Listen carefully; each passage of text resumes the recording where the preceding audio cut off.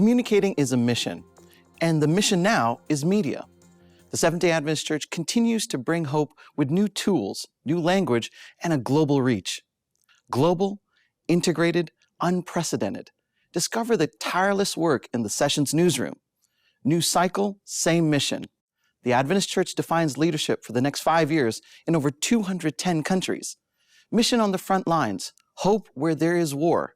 The Adventist Church operates in Ukraine with health, education, and emotional support for families in crisis. A nation in revival. Oceania saw its streets fall silent. In 2023, the P&G for Christ movement gathered crowds in Papua New Guinea and led to the baptism of over 300,000 people. You can find the latest news from the Global Adventist Church here on ANN News, which is just getting started.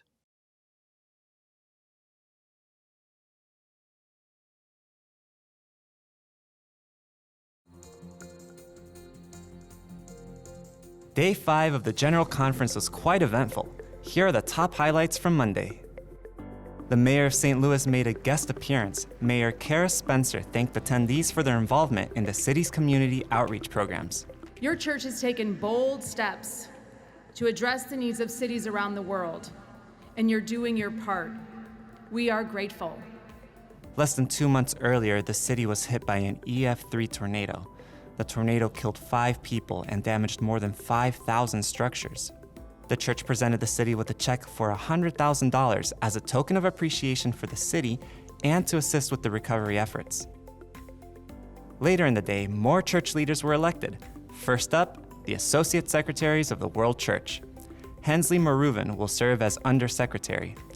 The 6 Associate Secretaries are Gerson Santos, Gary Kraus, Elbert Kuhn, Karen Porter, Salom Kwasi Sasu, and Alexander Ott.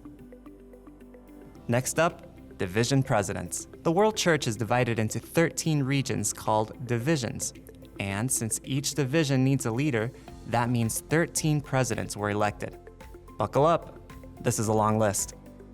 The East Central Africa Division will be led by Blasius Ruguri, Euro-Asia to be led by Mikhail F. Kaminsky, Inter-America by Abner de los Santos, Inter-European by Barna Magyarosi, North American by Alexander Bryant, Northern Asia Pacific by Sun Ji Kang, South American by Stanley Achku, South Pacific by Glenn Townend, Southern Asia Indian Ocean by Harrington Akombwa, Southern Asia by John Victor Chinta, Southern Asia Pacific by Roger Kaderma, Trans-European by Daniel Duda, and finally, West Central Africa by Bassi Udo. Let's take the time to have a nice picture, photo of them. Look how they look. Some of them look tired.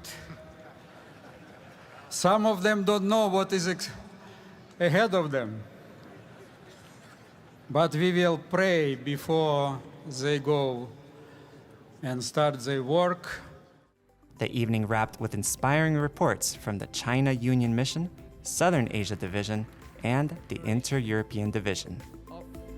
Engaged workers and church members. At the exhibit hall in the America Center, one booth stands out. It presents strategies to reach different types of audiences. These ideas can be applied in urban, rural, and diverse community settings. The goal is to share the message of hope with everyone. Welcome to the Hope Channel International exhibit. We are highlighting the 3 mission windows that Hope Channel uses to reach the world. So right over here, we've got the urban mission window. Yeah. This is our little set here that makes you feel immersed right inside somebody's apartment. We've got these digital displays that highlight the kind of high quality productions that we use to reach city audiences and people that are in highly connected yet spiritually isolated communities. You come on over here, you can see the 1040 window. Now, how do we reach the 1040 window when we have so many languages in so many countries? Hope Channel International has actually created special technology through its Jetstream voice dubbing system. You can come over here, choose from a long list of languages, record yourself speaking to it, and it will automatically translate your voice into any one of these languages using your own tone, style, voice. It really sounds like you speaking any language in the world. It's the digital gift of tongues. Now, as we come over here, we're going to talk about how we reach the post-Christian world. We've actually created a whole 360 immersive experience that shows you all the kind of content that we're using from our channels all around the world to reach the post-Christian window. So if you get the chance, come here, check it out. You can see this whole experience and come through it. And then lastly, we have over here is where we're doing our giveaways, and we're highlighting how we have our various brands that we use to reach all parts of the world. And of course, the Hopeful movie, which is actually showing at the MX movie theater right across the street throughout the entire session, 5 showtimes a day, so that not only can people from GC Session experience it, but anyone in St. Louis who goes, who are these Adventists that are here in our city? They can go see the movie at MX Movies and understand who we are. Thanks for coming through. Jambo, and welcome to the East Central Africa Division, where more than 5.7 million members are welcoming you to join them on a journey of mission that is beyond beliefs. This is about discipleship. This is about disciple making. And we encourage you to join us as we go from being spectators to becoming disciple makers. We hope you enjoy this presentation. Karibu. God has blessed the ECD family of members with unprecedented growth, including thousands who come from the non-Christian communities within our 61040 window countries. Despite the steep political, social, and economic challenges in the region, God has even helped ECD become a net contributor to the global financial position of the General Conference. The question is not only how many of God's people have been saved, but how many more are still waiting to be reached. In response to this urgent call to action from God, ECD has launched a daring evangelistic strategy, ECD Evangelistic Impact 2025. This initiative is a bold call to action, mobilizing every member of the church to transition from being passive observers to becoming active disciple makers. There is hope for Africa. The Hope for Africa campaign in September 2023 was the first major test of member-led evangelism in ECD. God led us to reimagine satellite evangelism so that world-class evangelistic presentations could be offered to individuals seeking to reach the people they were praying for right in their homes and offices, in addition to public venues, prisons, and churches. In early 2024, every Adventist family in ECD was challenged to pray and reach out to other families for Christ. And as a result, the Family Impact Campaign led to more than 185,000 baptisms across the division. Demonstrating that the Adventist missionary spirit is still alive, more than 130,000 souls were added into the kingdom of God through the witness of thousands of believers who gave their best for the kingdom during the Homecoming Impact Campaign. The Youth Impact Campaign empowered young people to become lifelong disciple makers in their communities and on their campuses. In another union, hundreds of young people have been working together to become effective disciple makers. They're using their social media accounts and small Bible study groups that they have started to reach other young adults. And thanks to the passion and commitment of thousands of youth, over 85,000 young people came to Jesus. Anyone can become a disciple maker, even if they cannot read. As thousands of parents, teachers, and other disciple makers shared the gospel with children through the Children Impact Campaign, more than 40,000 young lives were brought to Jesus. Communication professionals from 5 continents gathered in a global newsroom. Hundreds of communicators connected, cameras in motion, screens everywhere, and news that never stops, live from the Adventist Church Assembly in St. Louis. For the first time in the history of the Adventist Church, more than 250 communication professionals from all over the world are working together in an integrated manner. An unprecedented logistical effort that transformed the Convention Center in St. Louis into a true multilingual news hub. During the days of the General Conference session, these teams produce articles, photos, live broadcasts, and social media content. All of this in real time, in multiple languages for the whole world. And it is in this context that everything begins. Here are organized all the coverage topics with a brief explanation of each subject and guidelines on how to approach it on different platforms. The same story can become a post on social media, an article on the website, a video report, and even a live broadcast. Each team works in an integrated manner, adapting the content to the format and language of each channel. The preaching of the gospel is a process of communication. We cannot escape the fact that with body language, verbal language, touch, vision, with all of this, you are sharing, you are showing God's love, you are bringing hope to people. What does this integration of so many cultures mean for the church, all for the sake of the mission? This mix of people with a unique purpose is a dream that God allowed to become reality. I am moved to think of people from so many different regions that are even at war. Here they are working in peace to share a message of hope for the people. Look, this is priceless, and to see these hundreds of people together is a miracle. Thank God. In the last session, in 2022, a hybrid digital model was tested with 80 connected communicators from different locations. Now, in 2025, everyone is physically gathered at the Convention Center, a concrete demonstration of collaboration. For the first time in history, we have a solid pilot plan, with stories, with forecasts, with agendas, with a whole strategic planning. God allowed us to have a structure of studios, editors, cameras, journalists. And along these lines, we are joining forces to achieve a result like we have never had before. It is the first time, and I hope it is not the last. From now on, may it always be this way for more. It's my first time working at a World Adventist Church session, and it's been an amazing experience to work alongside people with so much experience. I'm learning from them every day and also realizing how important it is to share the message and everything that's happening here, not just with South America, but with the entire world.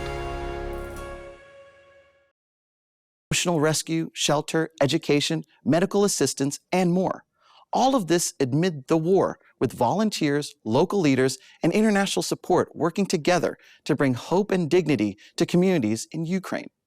In Ukraine, over 4 million internally displaced persons have been registered, nearly 900,000 of whom are children. Many people across the country found refuge specifically in the church. ADRA, Adventist Development and Relief Agency, has been responding to the challenges of war from the very beginning of the full-scale invasion and continues to do so to this day. The team works daily to implement even more aid projects. ADRA is the humanitarian arm of the Adventist Church. This close cooperation helps to further spread the mission. There is also an active volunteer team called The Fearless, which raises funds and delivers vital supplies to the front lines, vehicles, medical kits, power stations, and more. No one deserves to witness the horrors of war, especially not children. During the war, over 1,000 children from internally displaced families and military households have received emotional and psychological rehabilitation at the Your Camp facility. Our club ministry also continues to grow. We currently have around 91 Pathfinder clubs and about 23 adventurer clubs. Many charity concerts and fundraising events are currently being organized to provide humanitarian aid. In times of war, people are hungry for spiritual food. Since the beginning of the military conflict, social and evangelistic programs have been held in houses of prayer across Ukraine. Hope in Action is a project of Adventist World Radio, AWR, in partnership with the Church, providing assistance to the people of Ukraine. In addition to medical and psychological consultations, the Hope Media Group and the Bible School are online projects dedicated to sharing the message with thousands of people directly through their devices. Over the past 3 years, 20,000 students have completed at least one lesson through the Bible School. And in 2024, 248 people were baptized as a result of these lessons. Education is also a vital part of life for our children and youth. There are 23 Adventist schools and 1 higher education institution operating in Ukraine. Since the beginning of the war, the number of students has actually increased compared to before the full-scale invasion. The Ministry of Literature Evangelists is a challenging path, but we are doing everything we can to support Ukrainians in these hard times, and in doing so, we fulfill the mission of Christ. Only Christ's method will bring true success in proclaiming the gospel to people. May the Holy Spirit work powerfully within each of us in these final days through acts of compassion and the preaching of the gospel to prepare our cities and villages for the second coming of Christ. While the adults discuss, a younger crowd enjoys the General Conference Assembly in a different way. Noah, our 14-year-old reporter, shows us what is happening in the world of children and teenagers here. Hi, my name is Noah, and I'm 14 years old. I'm here to show you that it's not only the adults that are enjoying themselves, but the kids too. Come with me. What do you think about the GC session so far? Well, it's been a long time since we haven't done a face-to-face one. Last time there was a lot of social distancing because of the quarantine. Now we get to meet up again, and it's been really, really nice. The GC session is very well. I am learning a lot about the Adventist conference. I'm also learning about the different countries that are here represented and everybody else that I'm having fun with. What do you think about the GC session so far? It's good. It's a nice event. It's my first one, and I hope for many more. I think it's pretty cool seeing everyone from all over the world and how we're all in this one big community. My favorite thing is over there, where they sell things. What's your name and how old are you? Suana, I'm 6. Where are you from? Friends. Okay, what's your favorite thing about the place? The Sabbath School kids. Most definitely helping people get more closer to God. A lot of fun people to meet, a lot of stickers. I really like stickers. I have a book that I collect them in, and it's just fun hanging out in there. I really like to attend the meetings and especially going to the prayer room as well. My favorite thing about this is the exhibition place. We get to look at all the different stations, all the different ministries the worldwide church has. I think just seeing all the different people from all over the world. Oh, I really love different people from different countries. It's amazing. Hello, how are you? What is your name? Manu. How old are you and where are you from? I am from Maryland and I am 6 years old. 6 years? Wow. What's your favorite thing here? Going to church.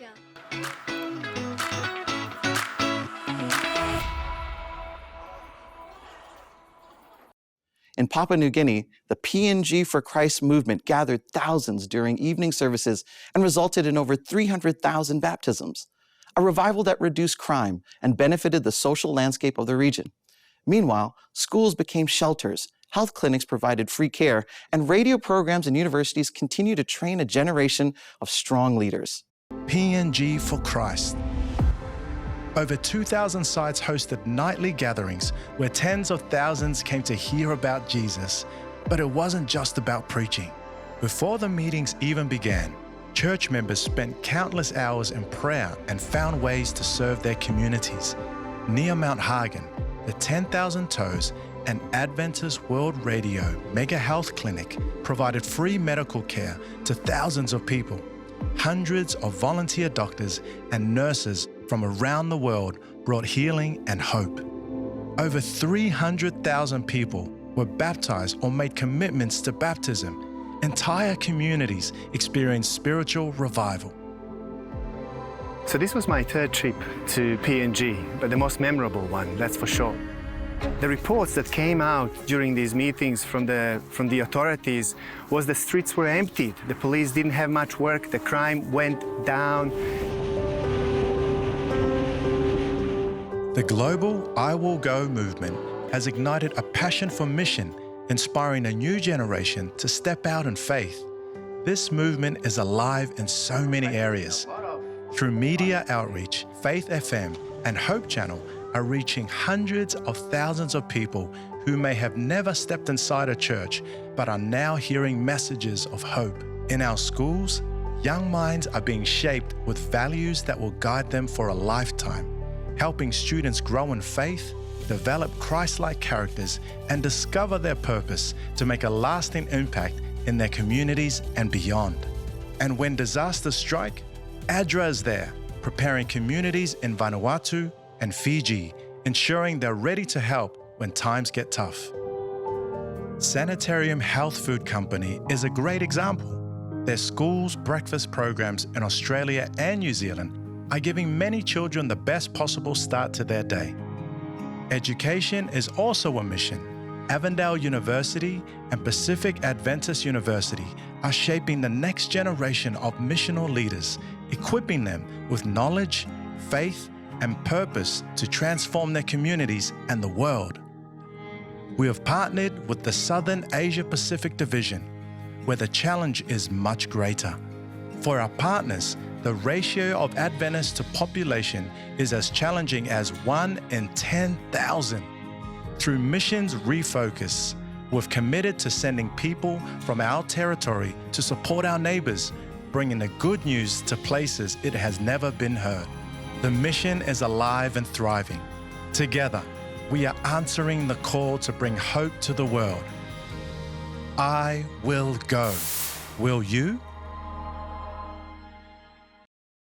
Every 5 years, the Seventh-day Adventist Church reviews who takes on the roles that keep the mission moving. In the field, in management, and in caring for over 23 million members. There may be change, there may be continuity, but every decision comes from prayer. Let's go to the latest updates straight from the arena here in St. Louis. The Seventh-day Adventist Church announces new leaders for key areas of its worldwide mission. Ramon Canals continues as Ministerial Secretary, supporting pastors and spiritual leaders around the world. In communication, Alyssa Truman is the new Communication Director. She steps in to help connect the global church through modern language and a strong digital presence. Lisa Beardsley Hardy remains as Director of Education. She oversees the largest Protestant school network in the world. Dr. Zeno Charles Marcel leads Health Ministries, reinforcing the church's commitment to physical and spiritual well-being. And James Howard directs Sabbath School and Personal Ministries, strengthening discipleship and active member engagement. Other departments also confirm their leaders, including youth, family, publishing, religious liberty, and women's ministries.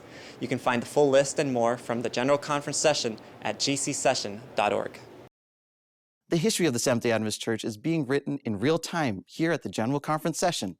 In this history, every detail is important for those who want to understand the next step at the right moment and on a clear path ahead.